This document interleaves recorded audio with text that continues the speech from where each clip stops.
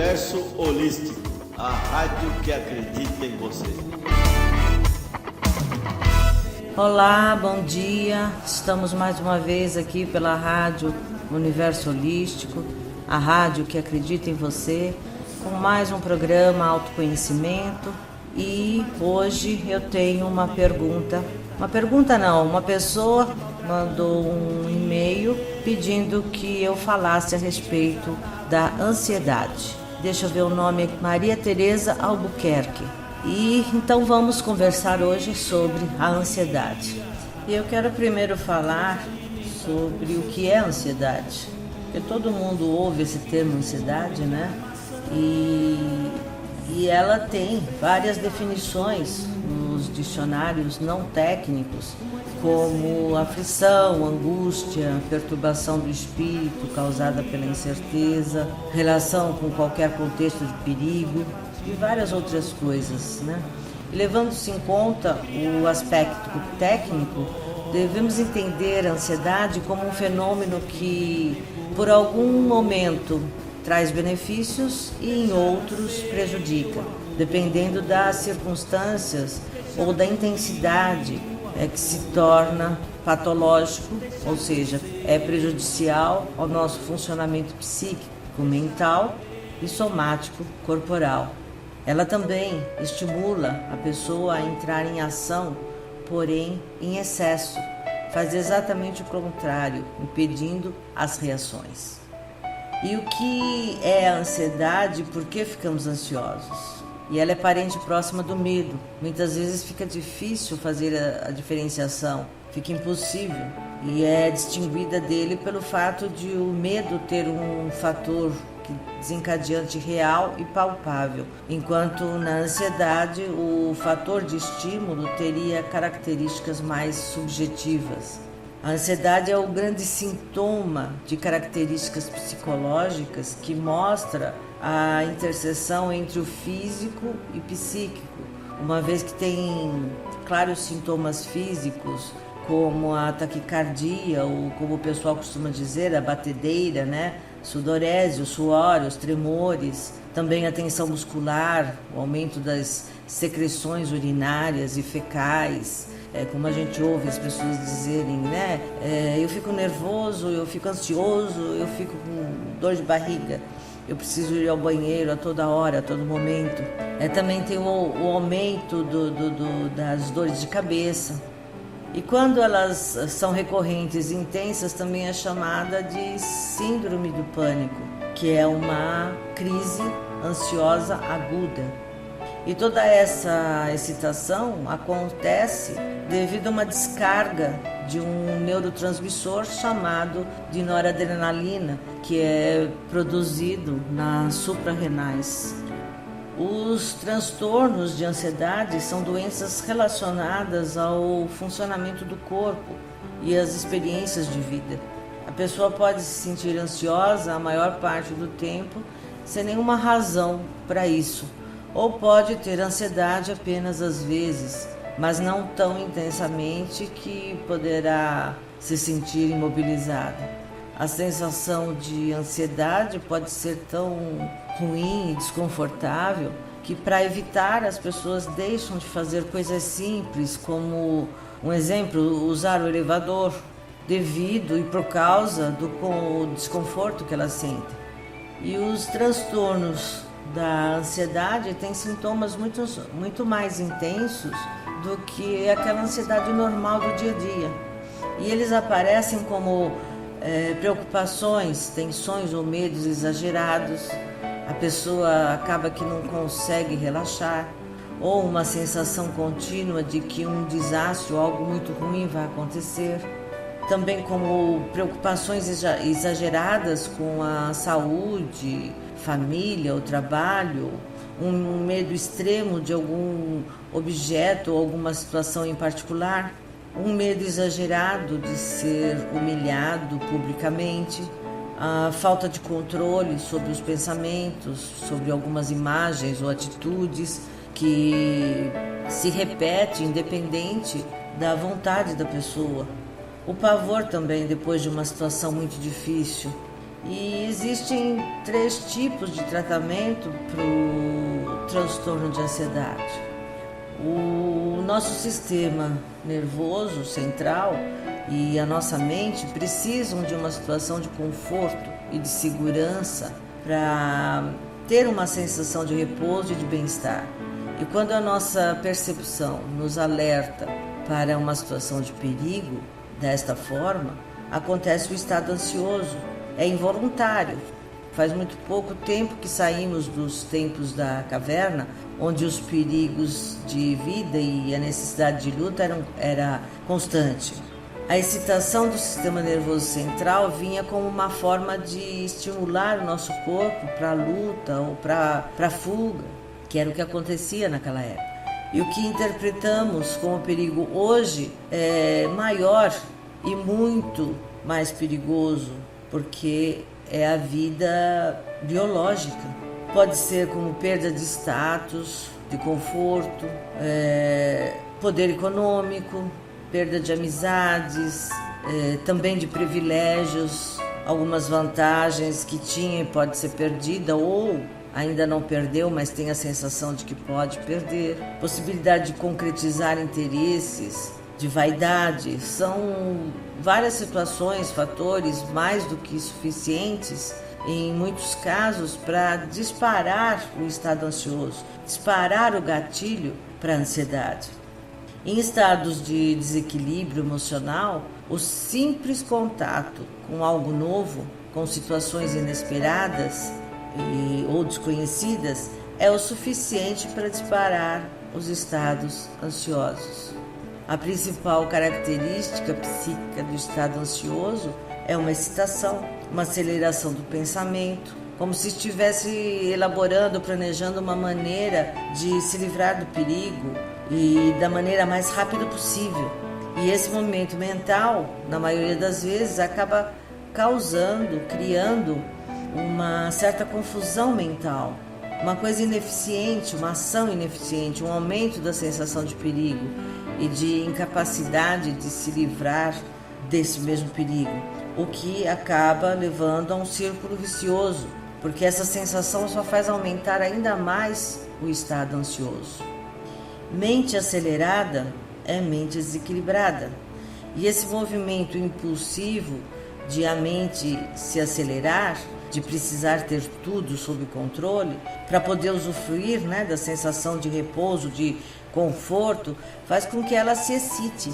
E se o problema não tiver uma solução mental imediata, como o que acontece na maioria dos casos, aí sim teremos a chamada ansiedade patológica, que tende a ficar crônica e piorar com os anos. E tem as origens da ansiedade. E a primeira é que a ansiedade poderia ter uma origem genética, ou seja, a pessoa herda de seus ancestrais uma predisposição para ter estes sintomas. E nesses casos, as manifestações podem ser bastante precoces, sendo a pessoa desde cedo uma criança agitada, às vezes hiperativa, que chora com facilidade e às vezes até com dificuldade de dormir. A ansiedade precoce também pode se manifestar através do desespero de mamar e numa postura mais teimosa e possessiva ainda como criança, quando criança. E a segunda é uma infância carente e problemática, onde as dificuldades dos pais, mas principalmente da mãe, de passar carinho, afeto e suprir as carências afetivas da criança, vão fazendo com que ela vá se sentindo insegura e exposta, e vai gravando e condicionando um sentimento de que coisas ruins e sensações negativas podem acontecer a qualquer momento.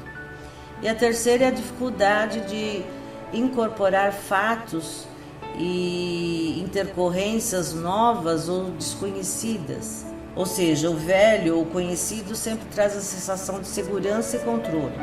E o novo, por sua vez, tem a capacidade de potencializar a sensação de medo, no sentido de que algo ruim ou perigoso pode vir a acontecer. É mais ou menos assim Tudo que vem de mim é seguro e tudo que vem de fora e não está sob controle é perigoso. É a clássica postura do pessimista, como aquele personagem dos desenhos antigos de TV. Alguns de vocês devem lembrar, quem estiver dentro da mesma faixa de idade que eu, que tinha a hiena e o leão, e a hiena sempre dizia: ó vida, ó céus, ó azar, não vai dar certo. Então, traumas de infância, grandes sustos, perdas afetivas ou mesmo materiais também podem desencadear quadros ansiosos bastante importantes, mas não chegariam a ser causas específicas. A tentativa de se livrar desse mundo de sensações e sentimentos que tenha características desequilibradas, desajustadas, é que são as causadoras dos transtornos obsessivo-compulsivo, ansioso, hipocondríaco, histérico e até fóbico. E para diminuir a ansiedade, o primeiro passo é preciso entender que a ansiedade é um fato normal quando não é exagerada e que ela corresponde à excitação do neurônio e à sua necessidade de descarregar. Ela normalmente é desencadeada quando a pessoa entra em contato com situações novas e desconhecidas ou quando a situação tem alto valor afetivo. Para poder combater, o primeiro passo é identificar. Então o corpo fica tenso, existe uma necessidade de se movimentar fisicamente, mexer os pés ou as mãos, ou até uma inquietação no geral. A respiração fica mais acelerada e o pensamento fica agitado. Muitas ideias passam pela cabeça de forma muito rápida, acelerada, e algumas vezes a cabeça fica confusa e não sabe direito o que quer. Uma vez identificado esse estado, deve focar na respiração. A frequência da respiração precisa ser diminuída. Deve expirar lentamente e encher o pulmão em mais ou menos 75%, e em seguida deve expirar e tirar todo o ar do pulmão, também de forma lenta. A respiração tem a capacidade de controlar o corpo e a mente, e esse tipo de exercício deve ser feito pelo menos 10 minutos e deve tentar manter a cabeça vazia. Os pensamentos precisam sair da mente junto com o ar expirado. A ansiedade é desencadeada por preocupações, por uma incerteza que desperta o pessimismo e a sensação de algo muito ruim, medo que aconteça algo. E é preciso fazer alguma coisa para evitar o pior. Então, atingir as metas e objetivos, essa é a hora de parar. Quanto maior a pressa para atingir o objetivo, maior a ansiedade. Não pode ter pressa para conseguir nada. É como dizem os ditados populares: o apressado come cru, ou devagar se vai ao longe. É lógico que não vamos deixar ou abrir mão dos objetivos, mas é preciso que ele seja atingido quando possível e necessário no aqui e agora, no plano real e não na cabeça, o que acaba por proteger a ação e não as ideias. Portanto, as ideias servem para orientar e não para acelerar. Esvazie a cabeça quando estiver ansioso e confie que de forma lenta você vai chegar num ponto de proteção. Abra mão mentalmente da sua meta, do seu objetivo por um tempo, só até recuperar o equilíbrio. Mais uma vez eu repito, mente acelerada é mente desequilibrada. Cuide da sua respiração, esvazie sua cabeça. No final dos 10 minutos, provavelmente você vai estar mais tranquilo, menos ansioso. Saber identificar o ponto em que a ansiedade deixou de ser normal para tomar conta da sua vida pode ser mais difícil do que parece, principalmente porque ela pode aparecer em várias diferentes maneiras, né? Como eu já havia citado antes, mas vale repetir: um ataque de pânico, uma ansiedade social, e o diagnóstico nem sempre é muito claro. Por isso é importante observar seu próprio comportamento para ver com que frequência os sintomas estão presentes no seu dia a dia. Um bom começo pode ser verificar o medo de falar em público, por exemplo. A maioria das pessoas começa com um friozinho na barriga antes de abordar um grupo de pessoas ou ter que subir em um palco para falar para um grande número de pessoas. Mas se o medo é tão forte que nenhum treinamento ou prática vai aliviar, ou se você gasta muito tempo pensando e se preocupando com isso, você pode ter uma forma de transtorno de ansiedade social, também conhecido como fobia social. As pessoas com ansiedade social tendem a se preocupar por dias ou semanas que antecedem a um evento ou uma situação. E se consegue passar por uma situação como essa, a experiência costuma ser muito desconfortável. Tem também a forma de vir como insegurança. Transtorno de ansiedade social nem sempre envolve falar em público ou ser o centro das atenções. Na maioria dos casos, a ansiedade é provocada por situações do dia a dia, como conversar cara a cara com alguém, ou comer e beber na companhia de um pequeno número de pessoas. E nessas situações, as pessoas com transtorno de ansiedade social tendem a sentir que todos os olhos estão sobre elas, o que muitas vezes as levam a ter tremores, náuseas, suor ou dificuldade para falar. E esses sintomas tornam difícil a convivência em sociedade, conhecer novas pessoas, manter relacionamentos e avançar no trabalho ou na escola. Pode também causar a tensão muscular, que acontece aquilo de apertar a mandíbula ou os punhos, ou flexionar outros músculos por todo o corpo por várias vezes. Esse sintoma pode ser tão persistente e generalizado que as pessoas que convivem com ele por um longo período podem simplesmente parar de perceber depois de um tempo. Pode também ter problemas para dormir, a dificuldade em pegar um sono ou conseguir dormir por algumas horas consecutivas. Pode estar associado a uma grande variedade de condições de saúde física ou psicológica. E claro, não é comum ficar se revirando na cama antes de uma entrevista de emprego, por exemplo. Mas se você se encontra com ansiedade crônica, acordado por várias noites seguidas, preocupado com problemas ou com nada em particular, pode ser que isso seja um sinal de um transtorno de ansiedade. Segundo algumas estatísticas, metade das pessoas com transtorno de ansiedade tem sérios problemas para dormir. Também preocupações excessivas. A marca registrada do distúrbio de ansiedade é se preocupar demais com tudo, inclusive com assuntos que não merecem a sua atenção. Mas o que é demais nesse caso?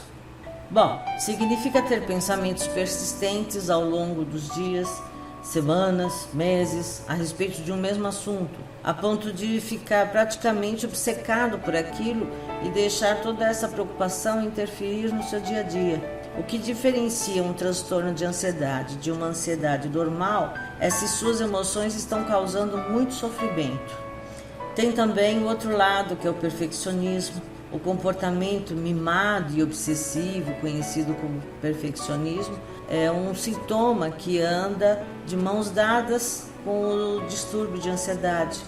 Perfeccionismo é especialmente comum no transtorno obsessivo-compulsivo, que tem sido visto como um transtorno de ansiedade. E os comportamentos compulsivos podem ser tanto mentais, quando a pessoa fica repetindo para si mesma, quanto físicos, roer as unhas, por exemplo.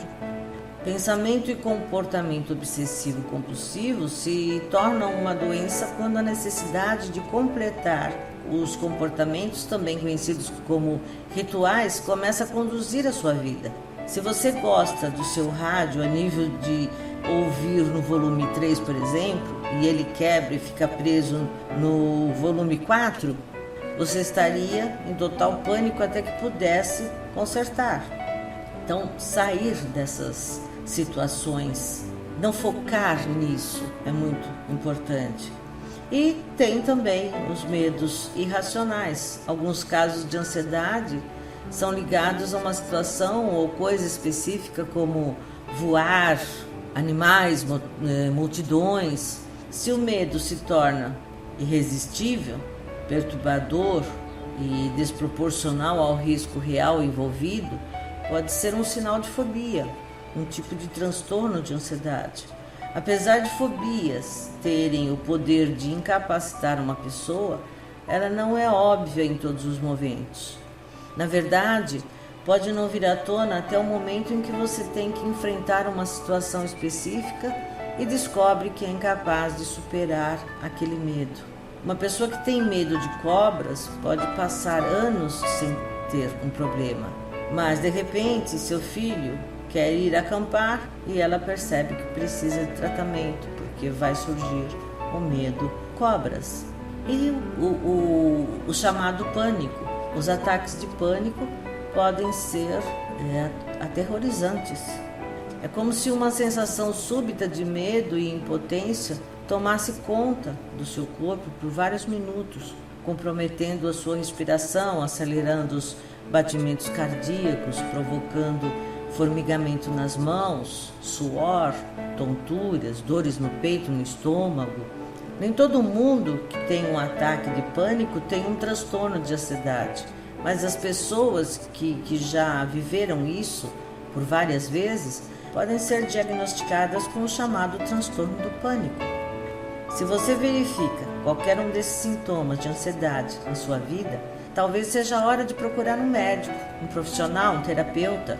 A ajuda especializada é fundamental para saber qual é o tratamento mais indicado, no seu caso, para que você, com o tempo, aprenda a controlar seus ânimos e não mais ficar recebendo ordem deles.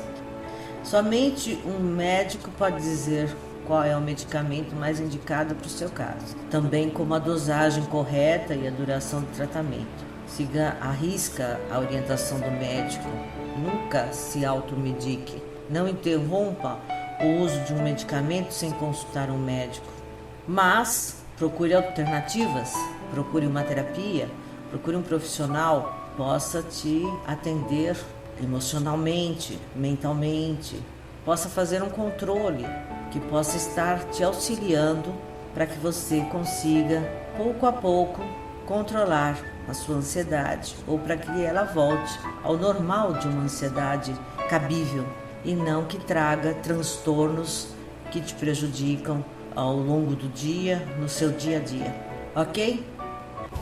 Então eu acho que falei um pouquinho a respeito, deu para esclarecer um pouco mais a respeito da ansiedade, falei sobre os sintomas, espero ter auxiliado e espero que a minha ouvinte aí tenha gostado das colocações. Quero pedir a vocês, aqui embaixo no vídeo, em algum local aqui, me parece que do lado esquerdo, tenha o local para você se inscrever. Inscreva-se no nosso canal, faça valer a pena os nossos programas, que possamos estar ajudando mais e mais através das ferramentas que vamos recebendo para ajudá-los ou para conversarmos aqui nos nossos programas. Até o próximo programa. Minha gratidão, amor e luz sempre. E quem não é tolo pode ver.